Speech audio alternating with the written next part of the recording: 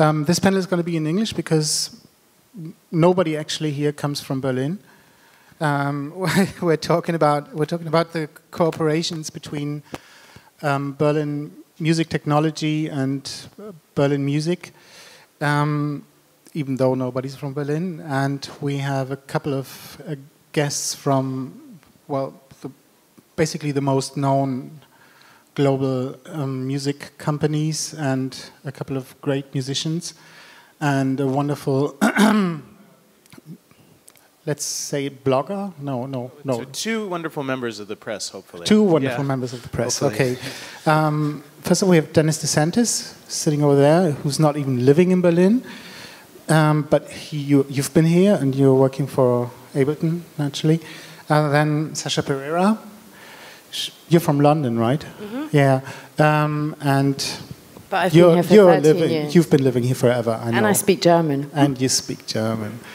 And you got a new project called? Perera Elsewhere. Perera Elsewhere. Then we have Peter Kirn from Create Digital Music, who's, well, he can introduce himself. I'm from Kentucky, but I live here as well. Yeah, and I would say journalist and musician. Sometimes collaborator with editors at Debug. I know. Yeah. Next up is Jan Werner from Mars on Mars. Everybody should know him as well. And then we have Florian Schneidmadel. Florian Schneidmadel, I'm going to make it wrong. Schneidmadel, right? From from Native Instruments. To start off, let's take a look back for a minute, like Berlin a lot of years ago, as far as you know something about it. Why would you say that that tech music companies have actually settled in Berlin? What was the basic idea at the beginning to start up in Berlin, apart from maybe people living here? I wouldn't say they have settled here because they've just grown here. Yeah. That's I think the difference. They didn't choose to move to Berlin to open up their business. So with Native Instruments, it was Stefan Schmidt who had this idea of creating a synth running on the computer back in 1996, and he just started to realize this dream. But as far as I know, he didn't go to Berlin because he wanted to start this business. It was more like he lived here and eventually came into creating this piece of software, which then was labeled Generator later. It's the same for Ableton, right? The founders. Our CEO, Gerhard Bayless, was here as part of the Monolake project with Robert Henke. So I think, that particular branch of the technology came out of the fact that they were here as artists. But I think the sort of obvious answer that I guess we should probably get out of the way at some point is that Berlin was really inexpensive at that point. And inexpensive, interesting metropolitan places are like magnets for creative people. And when you have creative people, you build industries around creative people. That's happening now in Detroit and was happening in Berlin as well then, and I guess is now too. The reasons for artists moving to Berlin has always been clear. It's like a very easy hub to go everywhere. Why did you two move here? Which two? These two? Yeah. I actually studied German politics at university, and I came over here in '99, and I just saw everyone chilling, and I knew all I needed to do was chill because London is just a much more aggressive city. So I moved here and just experimented with stuff until I made a record. Slowly. It wasn't specifically actually, it was for the creative vibe here, not really just to, make a record and get signed to a label, which is why I think a lot of people move here nowadays. Just moved here because I enjoyed the whole general culture of the city.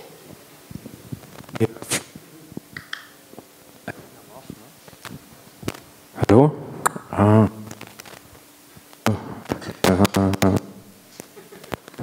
The microphone.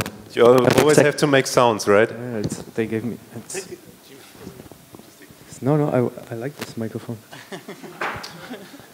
Okay, I moved here because of just personal reasons and rather moved away from things than actually towards Berlin. yeah, and there's space in the city, and as soon as me and my family felt comfortable here, or felt like we could stay here for a while, the whole Mouse and Mars studio and backline was brought to Berlin, and yeah, there was space and great opportunities and a very nice network of open-minded, friendly colleagues, actually, musicians who could help out and give you advice or recommendations, and yeah. So for the community, in a way. Yeah, I mean, first of all, very personal, small community, and then to see how it like easily could expand into bigger and different communities. And actually, eventually, we also found our current label, Monkey Town, in Berlin, which was actually not the plan, but it just happened that in the city you bump into people and you can easily check if you share interests, and because of the range of opportunities, you don't have to stick to the only one who makes electronic music in your little village of maybe 30,000 inhabitants, but you're quite free to choose from an enormous variety, actually. Peter, with you it wasn't an accident, right? You actually said... It wasn't an accident. Well, it wasn't like I just moved here, and you basically decided I have to go to Berlin because...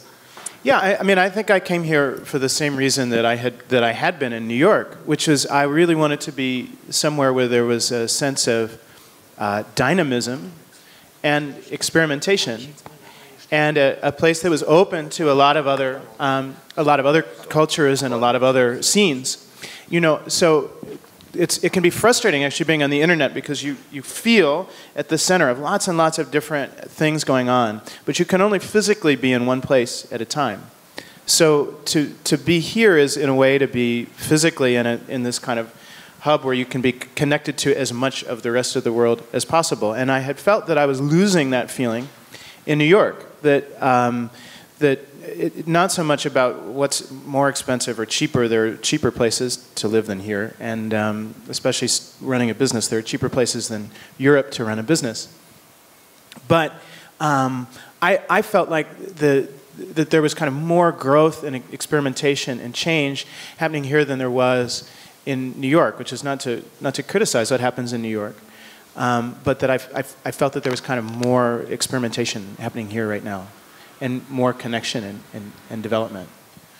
So I mean, it's interesting because some of the things that you would, if you describe dynamism as the reason to go to a place, that isn't just to say that something is cheap. And people certainly do move to New York as artists. It's also a massive hub, even though it is the most expensive city in the United States. So obviously it's more than just cost. There's some other kind of value or emotional connection to have to a place. And I think that was the reason for me. I have a thing, a pro-Berlin statement here, because if you live in other like bigger places, there's usually one particular authority that kind of runs the city. It might be the stock market, it might be something that's really heavy business, like I'd say London or New York. I mean, you really need to generate a lot of money to live in these places. Whereas in Berlin, you don't have that. It's much more centralized. So even running a very small business contributes to the idea of the city growing and evolving. So you have a very different confidence, self-confidence, doing something that isn't making millions. Whereas in other places you have a very hard time coming with a small idea and seeing how long it takes for it to grow. Yeah. I mean, sometimes less financial pressure gives you more creative freedom in a way. It's true. I think on my second night in Berlin, I saw 2 people on a bicycle on the way to a club. And I was like, I never saw that anywhere apart from India. And for me, it kind of epitomized like the makeshift value of the city, that people were creating their own way to get there, and it's totally broken but positive, you know what I mean? So you never saw that in London, like 2 people in the center of the city. It's kind of because Berlin's a village in the end. It's a village which has got a lot of depth, and it's a big village, you know. What kind of cooperations with artists do you two actually do, and how did they start off? Tell me a bit about the history of these collaborations. I mean, basically, Ableton comes from artists, so the collaboration was at the start, but it's become a business as well, sort of a big part of the business to collaborate with artists. And I mean, I think, you know, the products originally came out of a desire to fulfill like a personal need. Like the people who founded Ableton could not find the gear that they needed to do what they wanted to do musically, so they made it. You know, luckily they happened to be people who were really able to sort of develop technology for themselves, but it came initially out of like a pretty selfish reason. Like they just needed something to solve the problems that they wanted to solve, which largely had to do with how to make live performance of electronic music something that could be sort of much more interactive than was possible before by just sort of staring into a computer. But I mean, what's happened over time is we've continued to sort of try to think like artists, and there's many musicians who work for the company. But one thing we've really started investing a lot of time in over the past couple of years is going out of the office and going to users' studios to see how they think. Because even for the artists that work at the company, we suffer from this problem that's like we know too much about what the buttons are supposed to do. We don't really know what people are doing with them out in the world when they aren't privileged or maybe cursed with knowledge of how it's all supposed to work. So when we go meet artists, we see what they like and what they hate and what sucks and what we could do better. And that's super interesting because it's an opportunity to meet with the people who are actually supposed to be doing interesting things with it, and the people who don't know what went into making it all happen anyway. So that's been really, really interesting over the last couple of years to spend time with people in their studios, not having them come to us, although we do that too, but going there and seeing how they work in their space. But it's not only sort of a bug-fixing process. It's what you do with artists. I mean, it's PR as well, isn't it? I mean, I guess so, but it really is. It's something else, though, besides bug fixing, because bugs are sort of silly, and you find a bug and you fix it. But it's more like, what do you want to be doing in 5 years? What do you want to be doing in 10 years? You know, we have enough ideas in a list that we could keep cranking out new code forever. But is it the right thing? You know, who knows? Only the artists know whether or not it's the right thing, whether it's actually going to make somebody's life better. So actually, it's not so much PR or really even bug fixing. It's more like different directions. Yeah, I can just second what you just said about staying in touch with people who actually use the product and going out of your bubble and really talking to people, see how they use your products and get inspired by this. And it's not about bug fixing or taking care of their problems. Of course, we also do that, but I wouldn't consider this a cooperation.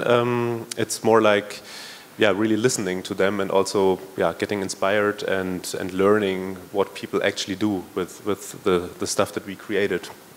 But at Native Instruments, there's all kinds of collaboration with artists on very different levels. So of course, we also do PR, like for marketing campaigns.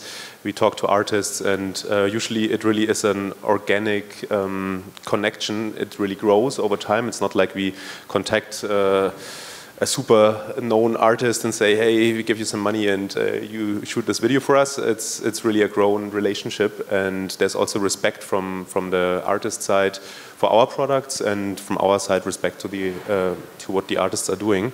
And so this is also where we build our PR relationships on.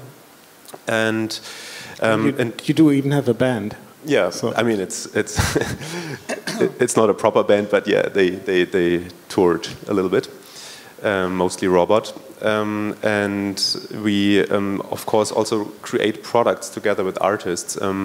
That's for individual products, like for example Razor, which is a synth based on Reactor, has been done by Aerosmith, Eric Wiegand, a Berlin-based artist actually in this case. He developed this instrument. It's an instrument he just wanted to create with Reactor, which is our modular toolkit for building synthesizers, basically. And we took this and made it a little bit look nicer. So we created a user interface and changed it slightly, and sold it in the end. And it's really a successful product. And this happens quite frequently, that artists have their individual instrument and cooperate with us for marketing and selling it. And also on the bigger products like Machine or Tractor, we are in close touch with lots of artists. We sometimes have expert panels who regularly revisit what we are doing. And yeah, we go to them, show them what we have been working on, so that we can get their feedback on new products also. But of course, there it's not like they are creating the next major version of Tractor, and but they have a lot of input in various areas because those products are so complex. What would you two say? How big a percentage of your actual employers or the people working for you are actually artists? Depends on what you consider an artist. Like if you make a living out of it, I think almost nobody or only very few. But at least in the product department, so people who are actually working on creating the products and not like in finance or accounting, I would say, I don't know, 2/3 or so really have a background in making music, whether be it playing bass in a rock band or yeah, doing nerdy electronic stuff on stage with controllers. So that's really strong. But this also can be, I guess can also see this at Ableton. This also can be a problem because everybody has his own use case and his own ideas how to develop products. So it's very important to also go outside and yeah, leave this bubble of ideas, because of course we have ideas for the next 10 years, but it's important to check them with reality and also with people who really do this every day and not like on the side besides a job at a music tech company. Yeah, I would second that. I mean, we see this all the time because we have internal mailing lists where we share our own wishes for the software, and we can get into these really heated conversations sometimes about very small details. And that's where it becomes really obvious that we need to leave the house and go meet other people, because maybe what we're really concerned about is not that important. And often it's not that important. It's really what the artists need. But yeah, I mean, many of us are making music in some capacity, either bedroom DJs or weekend DJs or maybe some records, some touring, but it's all over the place. Yeah, I was just going to say, I mean, this has been really fundamental to me, right? Because sort of looking back at the history of music, there's always been an intimate relationship between the people making the instrument and the people playing the instrument. You know, so Paganini was not a violin builder. Beethoven did not build an entire orchestra. But these people were in a dialogue with the people who were the instrument builders, so that the way that the instruments are crafted and repaired and tuned and everything had to do with this conversation that they had with musicians. And what's happening now is there's never been a point in human history where there have been so many sort of musical engineers and inventors in the same city as so many musicians as are here right now. I mean, this has never happened before.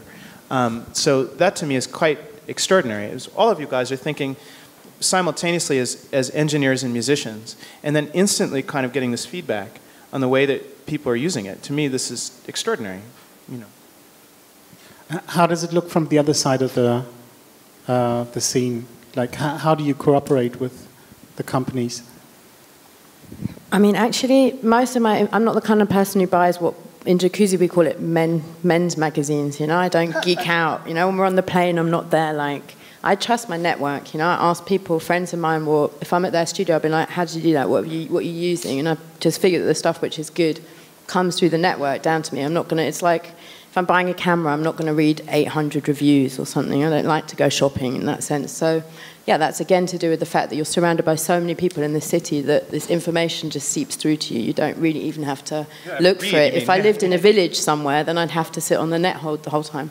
I'm always like, well, I could be making like 5 tracks in the time I'm reading all that stuff, and that's just the kind of person I am. But obviously, technology is vital to what I do, so I'm lucky enough to live in a city which feeds you this information through your environment, and the crap gets filtered away and the good stuff comes through, I think.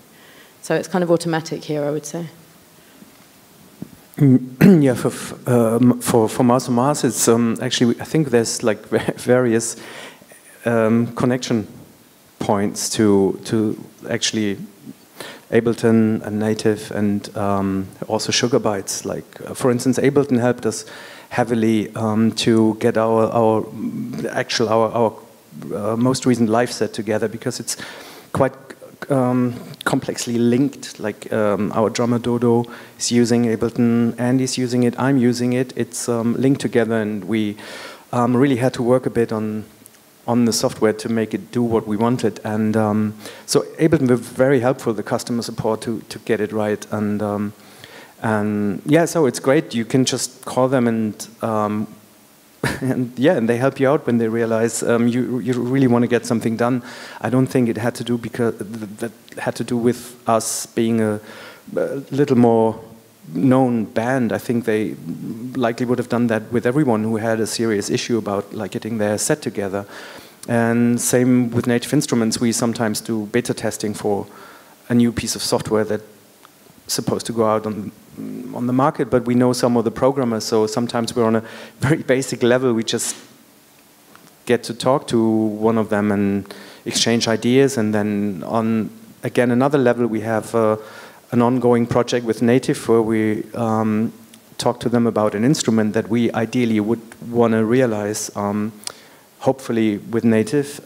There's a few technical issues which can't make it happen yet, but eventually, maybe it will happen, so we might be lucky and have an instrument next to Eric's Razor, which is hard to top because it's really an amazing synth. But and then with Peter, for instance, we have an iPhone and Android app, an instrument that we wanted to realize for quite a long time. And funny enough, one of like a person that's now working permanently for Native Instruments helped us to realize the first sketch, and then it got handed over to Peter, who's now coding it and improving it, and it's I think 2 more months, and then it will be out on the iOS and Android platform. What does it actually do, your app? It's changing an audio input in various hard to control ways. Mm-hmm. It's like a feedback generator that's triggered with whatever audio you put into it, and then you have a palette of modulators. And so you record sound, external sound, and manipulate it with your app. Yeah, it's a quite anarchic thing. I mean, Peter can.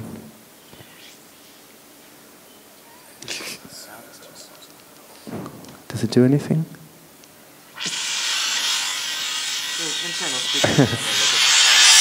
Nice. Yeah, that sounds like it's our actually that's our Razor basically. Gonna get that. It makes other sounds too, but that's internal speaking. Yeah, so there's like all these things, and then Sugar Bytes, we're good friends with them as well. It's a great software company. I see along the lines of Ableton and Native on a smaller scale, but equally inventive and genius. And for them, we very often do beta testing and make a few presets when they release an instrument. They're one of these companies who love to have presets from artists coming with their instrument. So it's like a give and take thing. You get their software and you check it out, and then sometimes they give you something which hasn't even been released yet, and you can use it in your productions, and then in return you give them some presets. And I was just going to say, do you find it useful? I find it useful that so many people are moonlighting.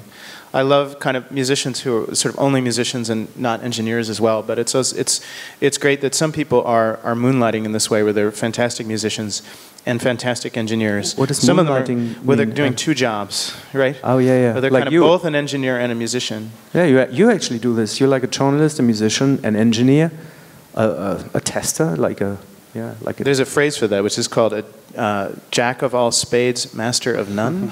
Okay. Jack of all trades, master of none. I'm sorry, I got thinking about cards. Jack of all trades, master of none. But yeah, no, it's great that there's so many kind of interdisciplinary people, right? I mean, that's probably one of the characteristics of Berlin as well, that a lot of people just do different things at once, and not as a hobby, more or less, but always with a lot of enthusiasm. I was actually talking to Dennis about that earlier, because I've done Ableton workshops, given Ableton workshops in really odd places like India, Nairobi and Lagos and stuff, and people are shocked that you're a musician who can also hook up your own gear, you're recording, you're your own technician. They're just shocked, completely shocked that you're doing all of it. But it's because you come from Berlin DIY. You just set up in your bedroom, do you know what I mean? And you never had that kind of budget to go and rent your studio guy. And even people in Britain are different, you know. I've seen like producers in Britain who have absolutely no idea how to record a vocal. They just would not know. Yeah. I've done features for people where I'm like, look, I'm going to send you the vocal because I'm not coming to a studio. You don't even know how to hook up a mic.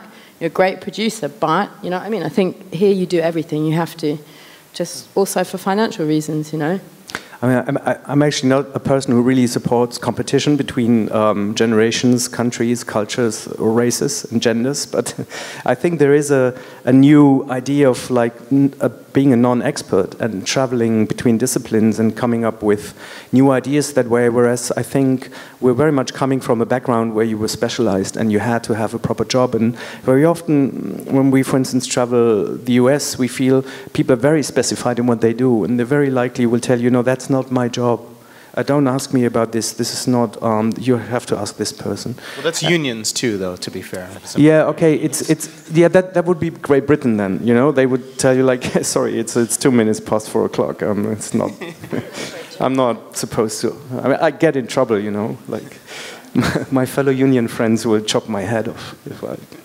But that's a different thing. No, I feel Berlin has very much that, like a do-it-yourself approach, which actually leads to a very profound professionalism in your field, which is a much broader idea of a field. It's not just task splitting. It's a yeah. I don't know. It feels like responsibility to me, which I think you have to take here in a way. I think it's part of being independent as well, because like in Nigeria, for example, anyone who's a musician, they have to like suck up to whoever owns a studio before they even get down there to put down their stuff, which I was always like, just get a shitty PC, get some cracks, and just be independent, because how can you possibly make music without at least having your own workspace? But for them, it was just like, you know, they're really shocked about this. And I guess it was like that here 20 years ago, before this whole boom in sort of personal computer stuff and like your home studios, you know, before it was like that, right? There is rock bands and stuff. Yeah, sorry, didn't want to interrupt you. No, there's a fantastic platform called Innovate Salon. It has been initiated by a student of the MIT Institute for Technology in Massachusetts, and I think it started in Sierra Leone, and it's teaching kids how to use technology and to build things from stuff they find in waste cans, and it sounds a bit like, yeah, everyone loves this kind of story, you know, you build stuff from like thrown away gear, but the basic idea is like technology is open for everyone to be explored and to be used in their own ways. So I think the basic idea behind Ableton as well as Native or Sugar Bytes or what we're doing with our iPhone thing is like just understand what you want to do and see what you need to make it happen in the real world. And I think this idea should be translated, and yeah, I would love to talk about this actually maybe different time with you guys as well. If maybe there's a way to connect to this Ableton to this Innovate Salon network, which is I think like the profound idea. You know, do it yourself and just go for it, and don't stop because you don't have the right tools, or just if you need knowledge, get access to it. Like provide open knowledge, like to everyone who needs it. Like, a bit like the idea of STIME as well, the institute in Amsterdam that I happened to work with for a little while, which is very much about like tell artists like if you have an idea and you need an engineer, we're here to help you, but eventually you should be able to build it yourself. You can. If you don't want to, you find friends who do it, but you don't have to wait for anyone to build exactly what you have in mind. Go for it. It's all there. All the manuals are out there, open source, ready to be used. But I mean, I think the fact that that's even possible today is because of what's happened, this sort of personal computer revolution of the last 20 years or so. I mean, you know, thinking about if you were a musician and you wanted to make crazy music 40 years ago, you needed either to be friends with somebody who owned a studio or George Martin or something, or you needed to be a millionaire. And now, like every kid... Or you would just do punk. Or you were punk. Well, I mean, even pre-punk. I'm thinking like the Beatles, for example. Like the Beatles? The Beatles, yeah. I mean, no, what did you say? The Beatles, the band, the Beatles, yeah. Like, you needed to be that. No, I mean, it's the DIY is not really a computer-generated aesthetic or a work attitude or something. It happened before. Sure, but I think the range is so much larger now, and also available to people at a younger age at every possible income level. It's like again, with a cracked copy of Live and Native Instruments software. Sorry, but it's true. I think it's much more, it's more promoted these days. Like, people talk about it more openly. There has been this big thing in the 90s about the glitch and the mistake, and to use whatever happens in the studio as a composition element. But it had always been there. I mean, Bach was tweaking his harpsichord, and I mean, as soon as there were electronic instruments, Buchla was opening his synth and touched it with his hands, and of course had a few electric shocks, but he was really like rethinking the structure of a synthesizer, moving it away from it being an electric piano with like the tuning you would have in a traditional Western idea of music, and make it into an anarchic, open tool which provides new sounds. And yeah, or Laurie Anderson was just like using a tape and used her bow, her violin bow, and was playing like an audio tape. I mean, it was very simple technology. That's maybe what Sasha means with punk. You don't have to have a software background. And I think this is, for me, the next thing, to move a bit away from seeing software as the holy land where you can do whatever you want to. And it's always a little bit tricky to get it into this real world or into the hardware realm. I don't see a difference there. Right. Well, and performance was democratized, right? So you could say punk democratized DIY, performance, and fashion, but not necessarily recording. I mean, so the tape began to democratize recording, you know, multi-track, Tascam and things, continue to democratize recording. Now we've democratized the full spectrum of what's possible with recording, producing, and sharing, and we've vastly democratized communication, and the whole range of experimental sound production. So those two things, which had only really happened in secluded laboratories, the fact that they can now happen on a $30 computer or a phone is pretty extraordinary. And the fact that people are able to speak internationally about these things. So musicians have always been able to communicate with each other, but not necessarily with each other everywhere in the world at the same time. It wasn't so long ago that to even find out about some of this stuff, you had to like have your university send you to a conference and just talk to people face to face. The amount of information that you can access about this stuff now is different. This is a big change, right? But and it's changed the people who are involved. What had once been only academics. I was surprised when I got this website started. I imagined this was kind of some weird thing that only a few people would be interested in. And the range of people, and the range of non-academic people, and the kind of international scope of that interest never ceased to amaze me.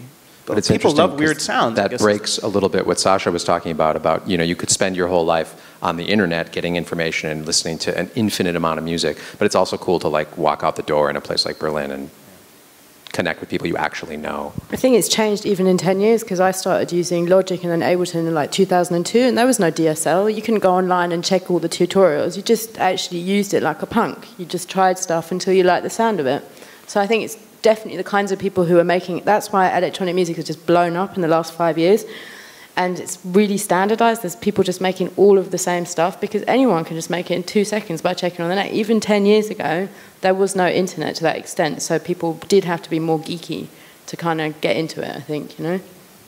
I think what we should kind of take from this is also to spread the confidence in everyone should develop their own language, their own gestures, idiosyncrasies, and like not tell them like, look, it's easy to get access to the scene and to do the sound that everyone's doing, but it's easy to do what you feel is right for yourself. So take what you need and don't compare yourself, like at least in terms of artistic output, and just go for it. This is where I think like the link between the hardware world and the software world.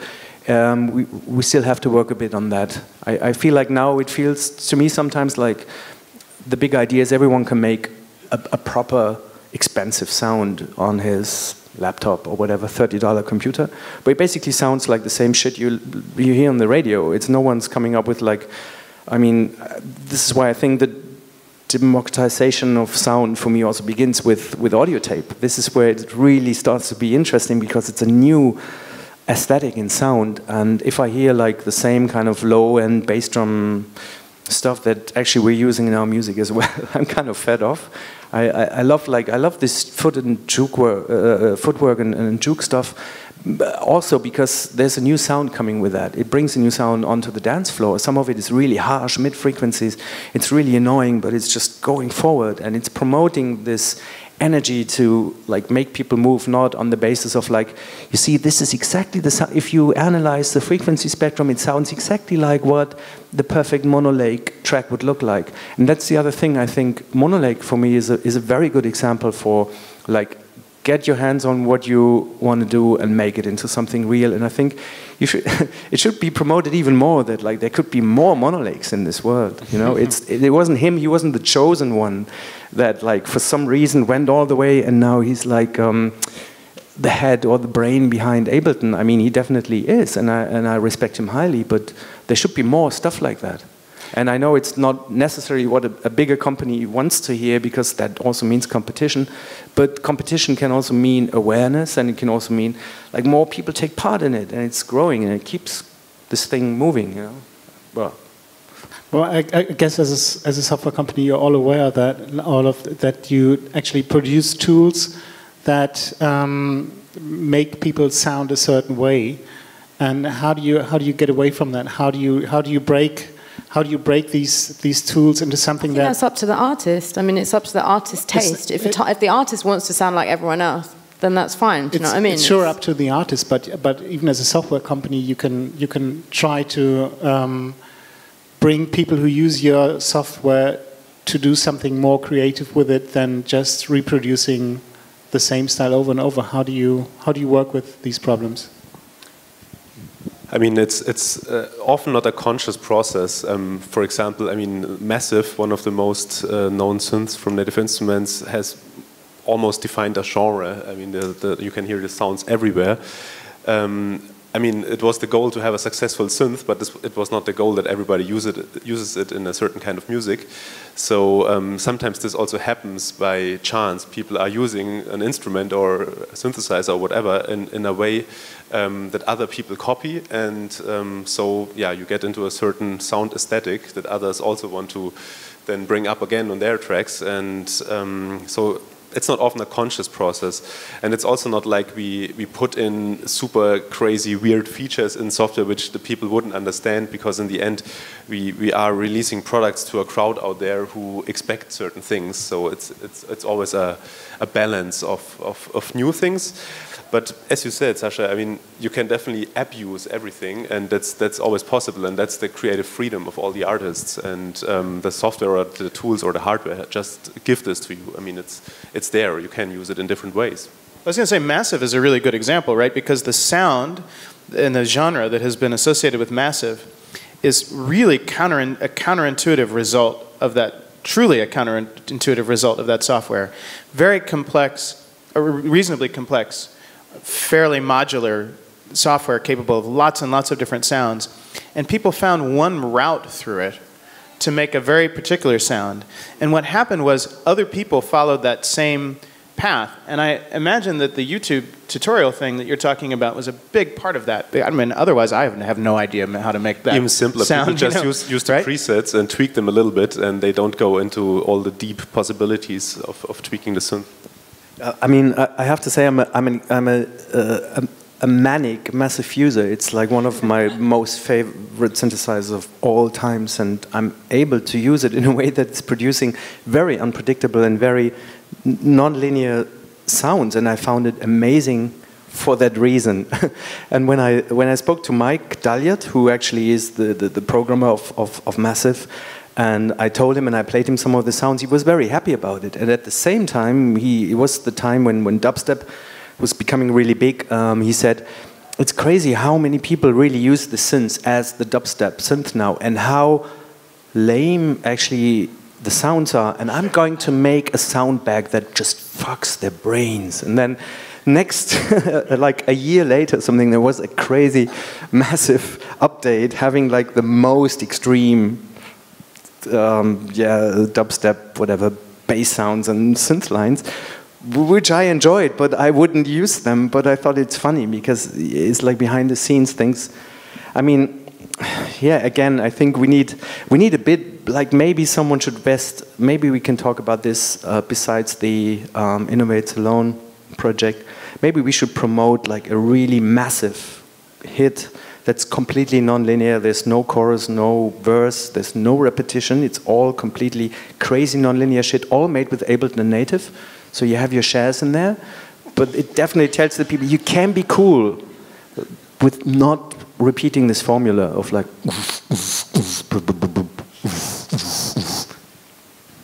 whatever. I mean, we once had this. So when you open Ableton Live, the default set is in 4/4 and it's at 120 beats per minute. And we had this long, massive conversation once about like, we're just encouraging people to make house music. Like, why are we doing that? What if? And so there was this idea for a little while. We never actually did it, but there was this idea for a little while to completely randomize the tempo and time signature. Every time you open the software. You can do that as an artist. You don't have to use the grid if you don't want to. I mean, it's totally up to you. So if you're so moronic that you also always want to make your 4/4 stuff, then just do it. I think it's also natural selection. As soon as lots of people start doing one sound, a certain group of other people will stop using that sound and move it forward. And I think it's like Darwinism, actually. And because of the internet, stuff is much faster. Do you know what I mean? Stuff is fresh and then it's old much faster. So I think there's options for everyone to do stuff. In these workshops I've given in like India and Sri Lanka, they're always like, so how do you make a dubstep wobble? And or like all these guys who just want to do like tech house, and I'm always making like experimental stuff, and they was like, oh God, can't that guy just go away? Do you know what I mean? But I think it's, do you know what I mean? We have to show them what we do here, rather than, you know, 10 years ago they wanted to make Goa trance. Now they want to make a dubstep wobble and progressive house. I mean, it's hideous, but you know, it's part of, everyone's got their development, you know. It's a bit arrogant for us to judge. Do you see what I mean? It's true, but it's just like a utopia that you can kind of just like count through and think about, okay, we're at a different moment in time, and if you think about like what would have happened if you would have started a 909 and it would not have started with like 120 BPM as like preset tempo, but each time it would have come up with a different speed. Maybe house music would have been the weirdest speeding up and down kind of music you could imagine, and people would dance to this kind of stuff. No one would ever know how to dance to a steady tempo. Imagine that. So that's based on gear. I think it's also, even in Germany, when I first moved here, I found it so strange, because you'd say to people, I make electronic music. They say, oh, you make house and techno. I was like, no, I don't. I mean, hello, I come from London. There's jungle, there's drum bass, everything. And people always go, oh, okay, you make black music. I'm like, no, I make electronic music. But especially, I mean, you work for Debug. What's it called? Zeitschrift für elektronische Musikaspekt, huh? Sure, it's wide, but still there's a very strong element of house and techno, tech house, which otherwise they're like, okay, go to the Turkish club kind of thing. You know what I mean? If you make bass music, it's just, there's definitely sort of racism within music if you want, you know? I definitely got used to when people ask me what kind of music I would make, and I say, maybe electronic music. I still have a feeling with this answer. I could say I make electronic music, and then people say, techno, and then I say, no, it's not like techno. Maybe a little bit, but not really. It's not like techno. So you're a DJ? No, I make my own music, and then I don't really have a proper answer. I'm actually suffering, but I think to say IDM, which is really dated, but it's kind of. If I tell the falafel man who asks me every week, like, so again, what kind of music do you make? I want to check out on the internet. It's IDM. Fuck off, you know. Then that would mean like end of the story. You're unintelligent, basically, is what you're saying to them. Do you know what I mean? I still like the idea. I would say like it's kind of very modern music. You have to listen to it maybe 3 times, and then it kind of grows onto you. Another thing is, I usually, when I talk to a taxi driver somewhere in the world, like, who are you guys? I take you to the club. What are you doing? Yeah, we make electronic music. And then we say, do you know Kraftwerk? And sometimes it works, and people know it. And then we say, no, it's definitely not like Kraftwerk. And they usually say, okay, whatever. It's a different. Say it's like David Guetta, and they're like, yeah. David Guetta. I wouldn't even know what David Guetta is doing. I don't. Well, interestingly enough, I'd never heard of Tiesto till I went to Sri Lanka, and I was on holiday, and they were like, you don't know Tiesto? And I said, but you live in Berlin. I said, of course I don't know Tiesto. I live in Berlin. You know what I mean? I think that's one of the other points of Berlin. Berlin has a certain ignorance about mainstream culture. Like, most of the people I know, they don't have an idea about mainstream, but they hear mainstream music in a taxi, and that's about it. They don't have a radio, they don't have to care about this, they go to clubs, they listen to music of all kinds, but mainstream is not their orientation in a way. Yeah, and I mean, also people listen to so many different things here, and for them it is mainstream. Like moderate these days is mainstream. At the same time, these are nerds like us, and or whatever. I don't know. Actress Shackleton, that's main floor music for me. I mean, actors should be playing in Ibiza for 20,000 people, as far as I'm concerned. But most people wouldn't know where to find the beat. They'd get confused when they're high and stuff, you know. Yeah, I think visuals can usually help. I mean, Kraftwerk do it really well. They count really clearly, like 1, 2, 3, 4. We should just use that as an advice, no? Find the one. Yeah. 1. Peter, let's change the subject a bit.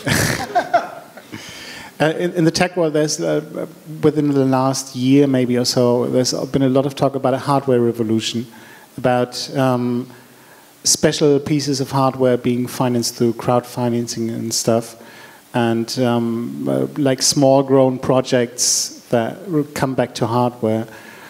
But do you think that will be something that will happen out of Berlin as well? Well, there is already hardware being there is already some, but it's not like a big wave or something. Sorry. So the question is whether there will be sort of more small batch hardware.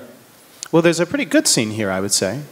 I mean, so people making kind of their own hardware, or smaller end hardware for musicians. There's a lot of people. I mean, if I thought of the cities where this is happening, there's a lot of people in the UK, kind of scattered around the UK. There's a lot of people in Austin, Texas. You know, there's a lot of people in Portland, Oregon, and there are a lot of people among other places in Berlin. I would say, you know, there's me. Hopefully, we're manufacturing me blips again. There's companies like MFB and so on. So I'd say there's a few. You know, what I would like to see, and this is not quite just to change your question, what I would like to see is the thing that's allowing people to make their own hardware and realize their own hardware is two things: cost and access. So part of what the Chinese manufacturing market has done is they make things very, very cheap, and then they will make things in very, very small batches, and that's probably overlooked. It's not just that China is cheap, it's that they will take a run of 50 or 100 units. They'll just take any business. You go to them, they will say yes to everything.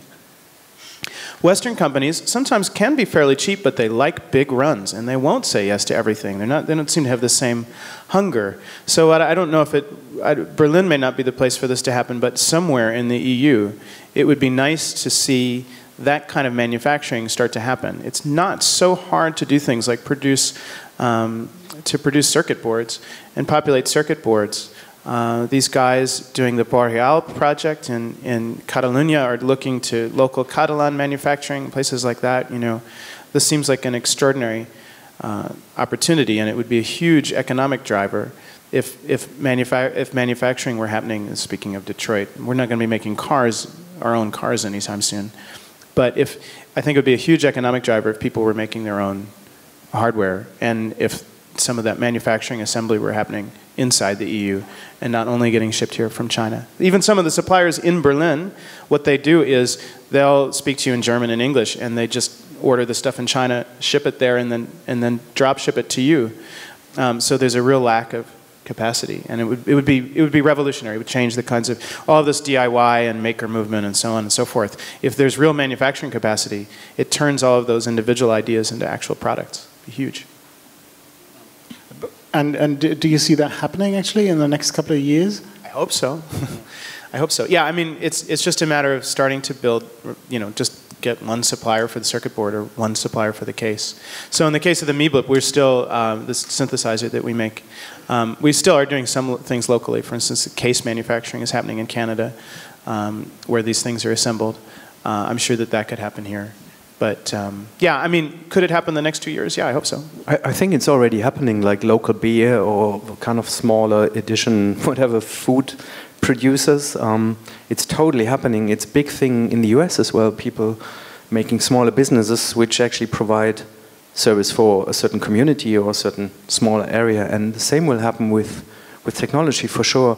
Like this shop, Vintage Audio on Schönhauser Allee, it's a shop I like very much, has on occasion self-made synthesizers and drum machines and little filters by a guy somewhere in Friedrichshain who just once in a while comes into the shop and offers this stuff to the shop owner, and then he picks what he likes, and each one is just completely individual because he finds the cases at the flea market, so he customizes the circuit board so they fit into the cases he finds. It's kind of engineering from the back up or something. I don't know what the right term is. And I have a really nice drum synth, which is it's audio trigger-ins, and you have these drum sounds, and we really use it. I use it live and in the studio, and it's this guy who built it, and I couldn't find a better one from anyone, like no big company.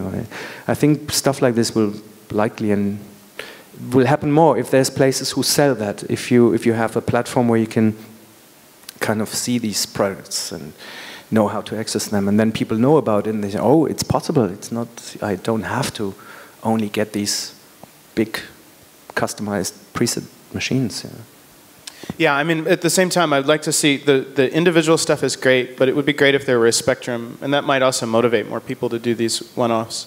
So it's once you get into the quantity of a few hundred, things start to change, and we should have more. I think we should have more kind of DIY designs in the thousands, and not just the hundreds. In music, thousands is already beginning to be a big number. I mean, it's not the, like push number, no? or machine number, but it's already something. So actually, Coma Electronic is here in Berlin, another good example of this. And yeah, we talk about that all the time. I mean, I know even Native Instruments and Ableton have this conversation about it would be great to have some of this manufacturing happen locally. It's just a matter of getting some suppliers who can begin to scale into hundreds and thousands who are not only China. China is has an extraordinary technology culture, and they do stuff that is often very innovative, and I think they don't always get credit for that because of the preconceptions we have about them. However, the ability to have stuff where you can go and talk to the manufacturing facility, and the ability to have things in the Eurozone and the ability to deal with the kind of expertise and quality that's here to develop that is special, you know. What do you actually produce in the Eurozone, you two? We produce in China, but we engineer and prototype in Berlin, everything. So the main part actually of the product development process is completely happening here, and the actual production is happening in China. Do your boxes happen here, or things like that, or something must happen here? Like the cardboard boxes even? No. No, okay. No. Yeah. Not in Berlin. I think our cardboard boxes happen here. And we print manuals. Our printed manuals are printed here. But we just started making hardware this year. We have this unit called Push now, which is made in China. Right. I've actually been making hardware longer than Ableton, I guess. That's right. Yeah, you're a veteran. We're newbies. I think you've outpaced us at this point, but yeah. Are there any more plans for hardware with an Ableton? It's like the stock answer, right? I can't speak about future plans. Yeah, what future products are you coming up with? Well, next week. No, I mean, I can never really talk about what we have planned for the future, but. But you could say, yeah, there's probably going to be some more hardware sometime in the future. I mean, people seem to like Push, so we'll probably keep thinking about things like that. Pull, Ableton Pull. Sure. It's free. I was just going to say, because of people building their own hardware, I know I've got friends of mine who build stuff, and they do like drone sessions and a few little spots in Wedding and stuff. It's really nice, but the thing is, because your question was like, what can the city do, or is it a good environment to try stuff out? There are so many clubs in the city, but so many of them have shit sound systems, and there are so many which are just playing tech house or techno, that it would be nice as a musician to maybe go to events where you can actually have drone sessions where you can try stuff out on a sound system where you can hear the details. That's because these friends of mine, you probably know Ron Schneider, Dumb Unit. He makes like loads of weird gear, but nobody really knows about it because he's a full-on geek, you know? I'm not saying that everyone should know about it, but in terms of accessibility, because I do also just sit in my studio alone a lot, and I would maybe go out more to stuff like that if there was a good sound system. And it's kind of because so many people have moved here looking for tech house that, you know, that stuff's all been kind of pushed out to the backside of Wedding, which is really nice but has a crap sound system, defeats the purpose a bit, you know, I think. I just realized that the new Zweiraumwohnung poster has this little whatever drum synth or something that Spaceship Aloha was introducing to us on our last US tour, and it's a very small. Critter and Guitar, right? Yeah, exactly. Yeah, exactly. Yeah. And that's their album artwork. So it's at least something popping up in the mainstream a little bit. In New York, no less. Critter and Guitar are in New York, yeah. Yeah. After I bashed New York earlier, yes. I thought they're in Portland. No, they're in New York. Oh wait, did they move to Portland? I don't know. That's possible. Yeah. At one point, everybody's leaving New York, but at one point they were in New York if they haven't left yet. Yeah. So at least it promotes the idea there is like a box which looks different than the box you know from your usual music magazine stuff. Men's magazine. This kind of pink box. Women writing like for my magazine. Yeah. Racist men's magazines. Is there any collaboration between the music technology side and the very famous sort of like who are getting a lot of attention startup scene in Berlin? And where would you? Not really. What do you mean with startup scene, or could you specify this a little bit more? There's all of these like. There's a couple of streaming software like SoundCloud companies, yeah. And then there's SoundCloud, yeah. They are already big. And there's this reminds me. And stuff. It's like I always have a running to-do list in my head. This reminds me that I'm supposed to be collaborating with a startup kind of today, but there's a new streaming site called 22 Tracks. Yeah, I don't know if you've seen this. No. This is an example. So a number of us are now uploading, curating music on this sort of like a streaming platform called 22 Tracks. I think they're out of Amsterdam. I just remember this because I'm supposed to upload tracks in my channel like today or yesterday or something. But yeah, I think there's some of these collaborations starting to happen. Obviously, SoundCloud, lots and lots of collaboration. And SoundCloud is a good example in that I don't know if they count as a startup anymore necessarily. No. Not really. The startup scene thinks of them as a startup, so we can think of them as a startup. But the amount of collaboration between them and not only developers like Ableton and NI, but small developers, one-off kind of iPad shops, and a lot of those people are here. I think you see a lot of these SoundCloud share and iPhone, iPad apps, and a lot of the times the reason is because it's somebody who was here in Berlin, and so there's a relationship between those developers and SoundCloud. I think it seems like there should be more. Some smart startups, I think, would be collaborating more with music, and as you know, the music scene here is a lot older than the startup scene, so maybe they're trying to figure that out. But I hope that they do more. We've collaborated for years with a very small audio algorithm company called Z-Plane, which is based here, and I think it's like 3 guys, and they make a couple of their own products, but for years they've been sort of the Uber geeks in the back end, right? Who just develop algorithms for other people to use, and so they've developed some of our time stretching technology. I'm not even sure they count as a startup though, because they're not part of this culture where they're like trying to get venture capital or something. They're perfectly happy making algorithms and small sort of artisanal products. Yeah, I think they found their niche. They are actually not small, I mean small in size, but they provide their time stretching algorithm to almost any DAW in the market. Exactly. So but you don't hear about them the way you hear about SoundCloud. Does this mean I can very briefly rant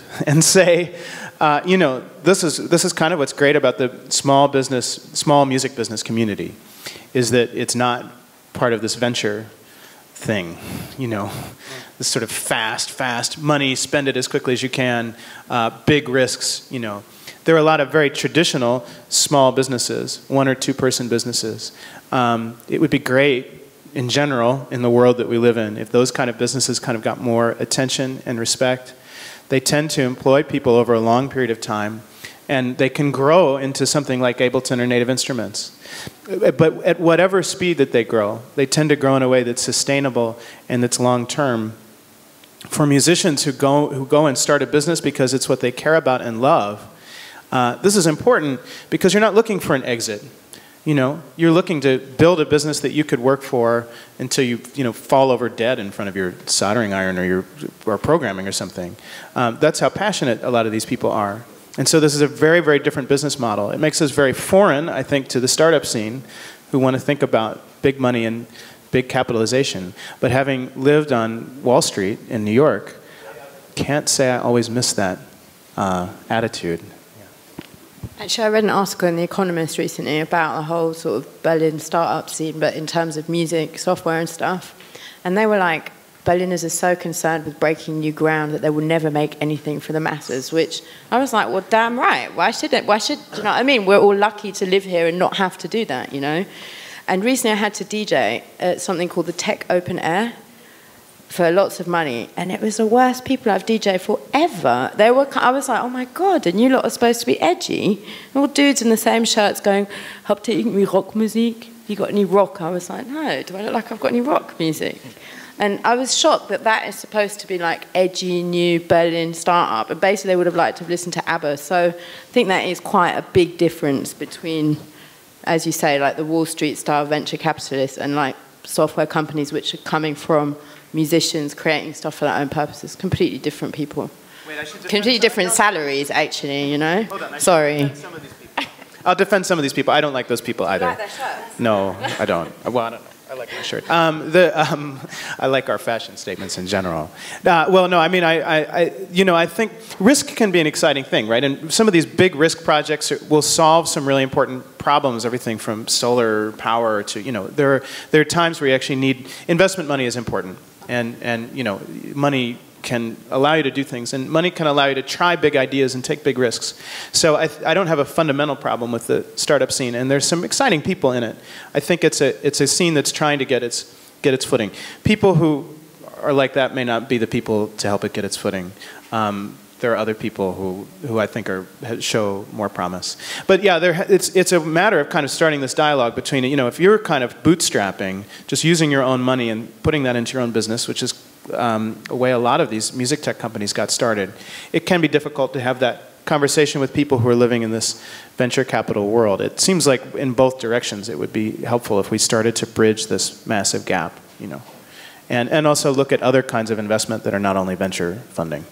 But didn't this start already also in Berlin? I mean, Berlin is not London or New York, but I think there is more money in the city already now, and also the music scene is getting more commercialized compared to like 10 or even 20 years ago. Yeah, it's startups, but it's not only startups in the way of, yeah, I'm founding a tech company which is not directly related to music, but it's also, yeah, all the music industry in Berlin. It's Well, I was just going to say, you know, I'm not opposed to money, and I should say that. I think this is important.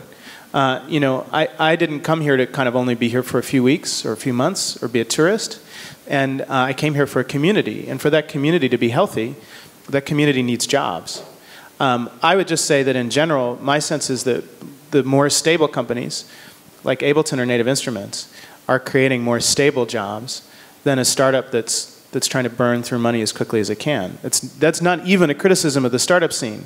It's just a reality. You need money that creates jobs that stay around. And that's what allows people to live and have long-term relationships and long-term creative relationships, is certain kinds of stability. So it does seem that there is some of this kind of growth, but not all of it has to be negative, you know. Hopefully. I would be interested where you see the commercialism in music. I'd be happy to see some of that. But what about the EasyJet set, for example? I mean, did we see this 10 years ago? 15 years? Like tourists traveling to Berlin for exploring the party scene? Not from the rest of the world, but I think you got people from the rest of Germany coming here. I think it's actually the same mechanism, but times the world, rather than, I mean, in the early 90s, I think people from Munich were scared of coming to Berlin. But by the end of the 90s, they were all happy to come there, do you know what I mean? Deutsche Bahn crowd then. But also, like, there was also another .com kind of bubble thing. When I moved here in 2000, there was still that happening, and people were already bitching about all these funny people from Hamburg and Munich who turned up to do this, that, and the other. So I think it's just the same thing, but times the world, and with the internet to fire that, you know? So just a different scale. But I mean, everybody in every scene is always complaining about how cool their scene was like 5 years before. I mean, I lived here from 2003 to 2005, and I lived on Wrangelstrasse, which I understand now is like the trendiest place in the world, right? But when I lived there, so if I lived here now, I would probably be complaining about how it used to be cool. But for me, it was awesome back then. And when I go back and visit now, because I haven't watched it change, I guess it feels sort of shockingly different to me now that it's like full of 19-year-old party kids. And it really wasn't then. It was like mom and pop grocery stores. And that wasn't that long ago. What was the point of that? I don't know. You brought it up. I brought it up because I didn't want to moan about the party scene or anything like that. I just wanted to say there is more business in this area now than compared to 15, 20 years ago. So I think that's also what this discussion is about. So the Berlin party scene without the tourists would be non-existent, or at least not that interesting, I would say. Because they bring a lot of money, they make a lot of clubs happen, and they, without them. Yeah, and this in the end also attracts startups or whatever startups are. I mean, attracts small companies to start their business maybe here. So I think that's definitely something that's happening. Yeah, but all these creative people in Berlin need some audience. So I think without the tourists, it would be playing to your friends all the time, more or less. Yeah. Which is cool. I'm happy to play for my friends, but and actually, it's amazing how many people you have around you do something creative. I had this little association a minute before that also this idea of the Manufaktur seems to be very strong in Berlin. There's this tradition of producing something slowly and making it quite solid and doing it with quality. And I think it mixes quite interestingly with this idea of like creating a business very fast and using software to go to the extreme, but it's kind of held back a little bit with this profoundness of the Manufaktur ethics, which it's very prominent. I mean, us sitting here in this building and not in some wherever outside of the city fair, newly built fair area is already, it says so much about Berlin, the vibe we get here. There is a tradition which isn't baroque and rich and wealthy. It's the ethics of working and staying on the ground, and I think that translates into very much into this scene here, and maybe also attracts people to slow down and come here and getting away from the pressure of being in a place where you really have to generate money all the time, or you have to have the latest skill, or you have to be a musician who hangs out with the scene at that very moment. But you can take a different path. You can really slow down in this place, and knowing that there is such an amazing variety. This is why I think the commercialism, I don't see it like maybe coming from the outside, like people who want to see the city and tourists who want to see whatever in here, but Berlin itself is very relaxed about its creativity, and even if you have a bigger whatever commercial project, if it's a music project or software project, it still has a very relaxed path, and people who are too busy, I don't think they have such a great time in this city.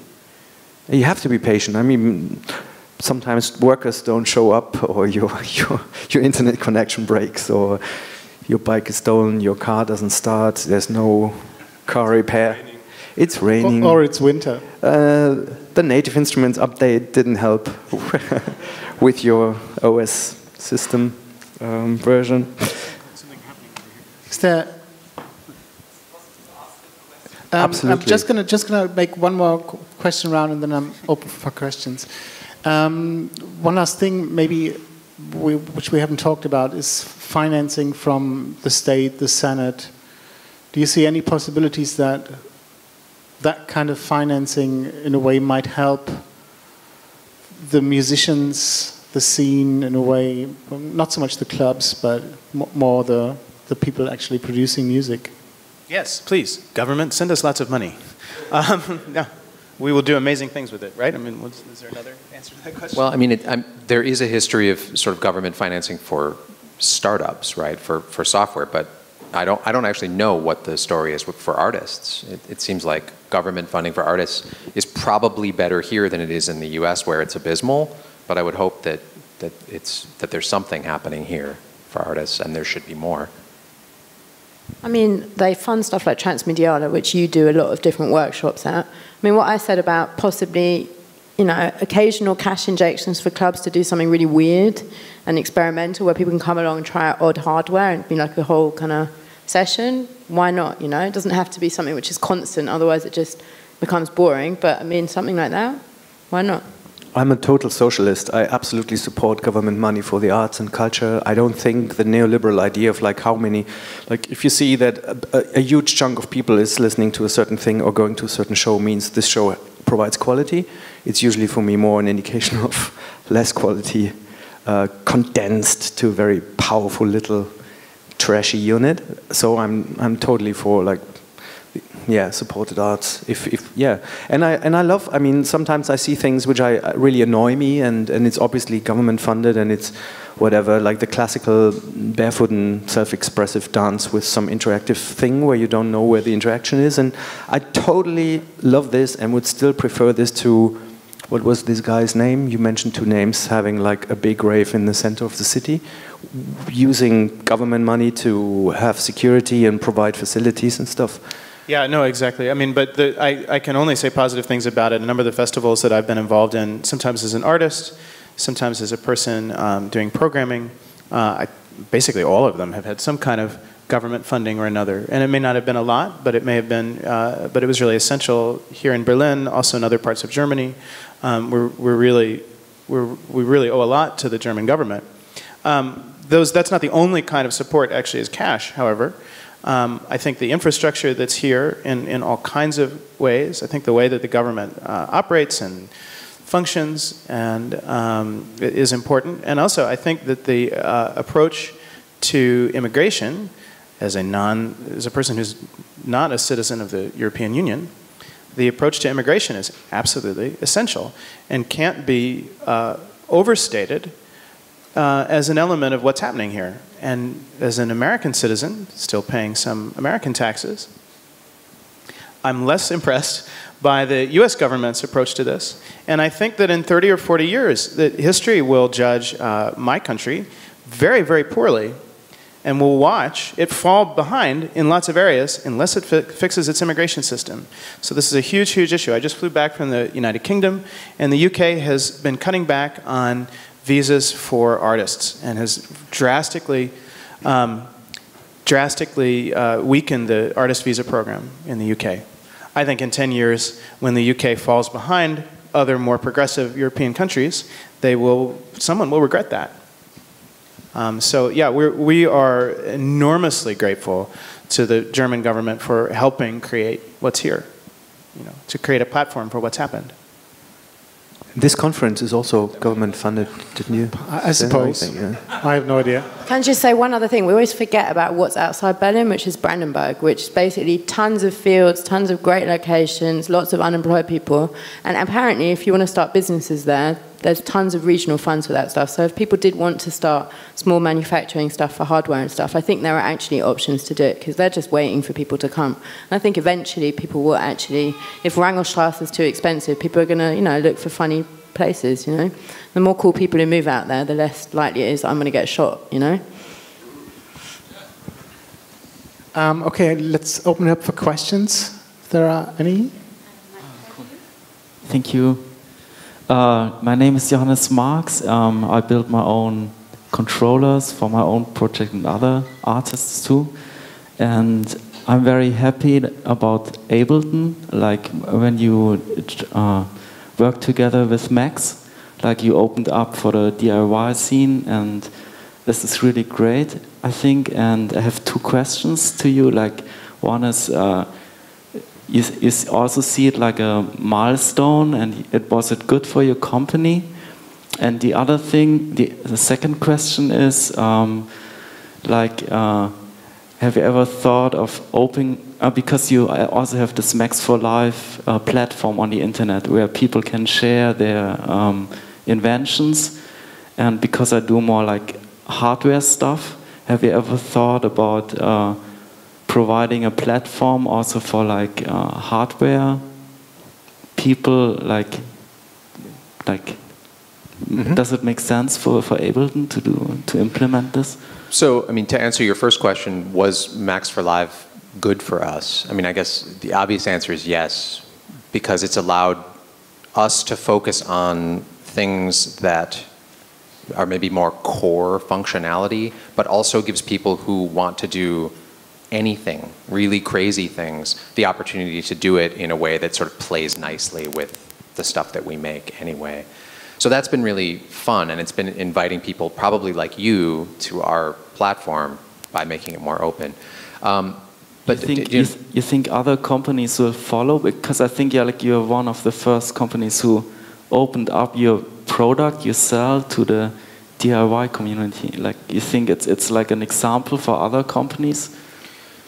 I mean, it's hard to say. You know, our software is an environment for music making rather than being sort of a specific instrument with, you know, specific knobs and buttons that do certain things. So it's difficult to say whether that model would work everywhere else. I mean, on the native instrument side, you have something like Reactor, which is already also quite open for hacking, for example. But to get to your other question about maxforlive.com, actually we don't run that site. That's a user-run site. And it was important to us to let that community evolve organically. You know, people started building things and wanted to share them with each other. And we thought maybe we should build a space for this to happen, but someone else did it, and they did it maybe better than we would have been able to do it. I mean, I guess there are probably people sharing things there that also open up hardware possibilities as well, Max for Live devices that allow you to do crazy things with hardware. But your question about whether or not we want to make that more open, I can only answer in a sort of dumb-sounding corporate way, which is we can't really talk about what we plan for the future. But it's a really interesting idea, and we hear this request a lot, like, how can Max for Live and Live be more open to people who want to do crazy things with hardware? There are risks, you know, if we were to release something that was suddenly totally unstable, then people would be mad at us for making something that was totally unstable. And the more open it is, the more possible it is for people to break things on the outside. But, I mean, the wish is noted, and it's a great idea.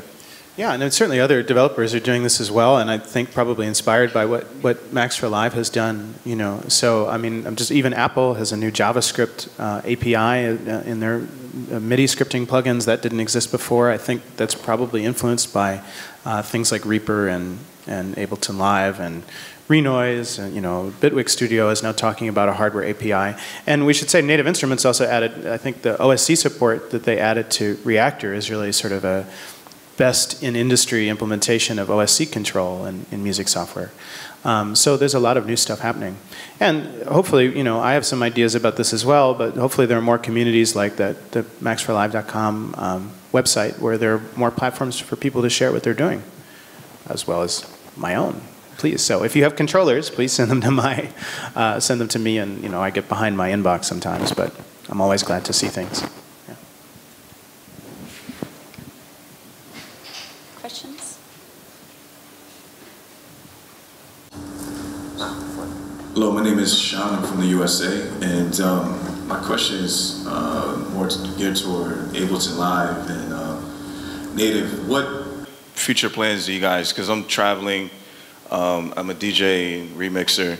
What future plans do you guys have for making the software more collaborative, like working with producers in Poland or wherever I may be, to make it easier to collaborate with people from all over, you know, share tracks, upload things, and things like that. You want to start? Yeah, I can. That's a definitely an interesting aspect, making music together and not just sitting in one room, but rather, as we just said, being spread around the world and wanting to share, collaborate, and so on. And we just have started with this. I mean, we have some very basic things, like you can, for example, from our iMachine application, upload your track to SoundCloud. You can export it and send it then to somebody else to continue working on a desktop. But that's all not where we see it ending. It's rather the beginning. So without telling you any details, I can definitely say this is an important aspect for us. Not just sharing in the terms of publishing your music, but rather sharing among a group of musicians, and then basically collaborating on finishing a track or making music together. That's one of our visions for the future. But I unfortunately can't tell you any details about updates now.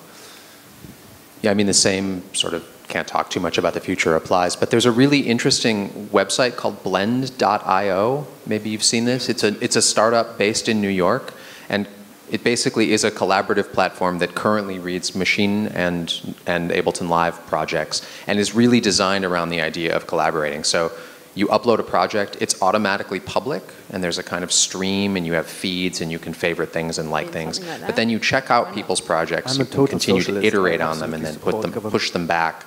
And Blend.io serves as the kind of hub for sharing this stuff. So, I mean, I can't talk about too much about what our own plans are, but it's like this Max for Live thing. It's really interesting to see things that we take too long to get implemented, somebody else figures out, and maybe they do a better job than we would.